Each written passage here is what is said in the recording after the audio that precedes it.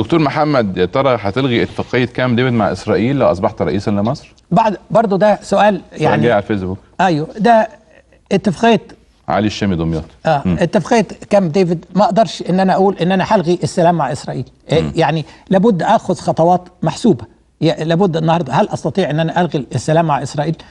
دي مساله ما لابد عشان اعمل حاجه زي كده ادرس عواقبها كرئيس دوله. لابد اشوف هل ده هيقبل من على الاقل مراجعه الاتفاقيه. مراجعه الاتفاقيه بالطبع، اذا كان مراجعه بالنسبه للقوات على الحدود، اذا كان يعني في الاتفاقيه السلام وفي العلاقات التجاريه. العلاقات التجاريه دي طبعا بقطع ليست جزء من الاتفاقيه وممكن مراجعتها. اذا كان قوات الموجوده في سيناء، وانا عارف ان كان في تطرف في سيناء، واذا كنا محتاجين قوات لابد ان نراجع هذا. انما هل حل القضيه الفلسطينيه هيكون بقطع بانهاء السلام مع اسرائيل؟ لابد. يعني المساله ما هياش مساله عاطفيه، مساله عقلانيه. انا في رايي دايما اقول ان حل المشكله الفلسطينيه لن يكون عن طريق الحرب، وانما يكون عن طريق خلق عالم عربي قوي يتكلم عن المعرفه والحداثه. 400 مليون عربي يصدروا وينافسوا، وفي هذه الحاله المشكله الفلسطينيه ستحل من تلقاء نفسها، واستعمل رصيدي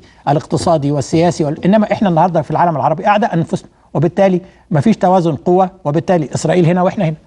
انما الحل ان انا اقول ان انا هلغي الاتفاقيه، يعني ما هوش ده الحل اللي هيحل القضيه الفلسطينيه. ومش عاوز يعني اضيف لمشاكل الشرق الاوسط ان انا اقول ان انا هلغي اتفاقيه كامب ديفيد. مش هي ده الحل.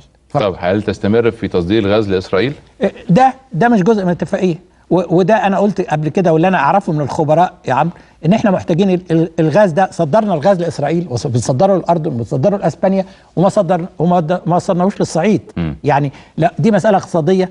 وممكن اذا اعتقدت ان اسرائيل لا توفي بالتزاماتها طبقا للفلسطينيين، من حقي ان الغي اتفاقيه الغاز مع اسرائيل. دي ليست هذا. انما في نفس الوقت لازم اشوف في عقد وفي تحكيم. مش عاوز الغي هذا وانا بتكلم هذا بمصداقيه عشان ادفع 20 مليار دولار تعويض. يعني كل المسائل دي ما هياش ابيض واسود. لابد والشعب كله يعرف ان احنا عندنا مكبلين بقيود وعقود و لازم ابحث ما هو مصلحه مصر وتوقيت اتخاذ القرار. على تويتر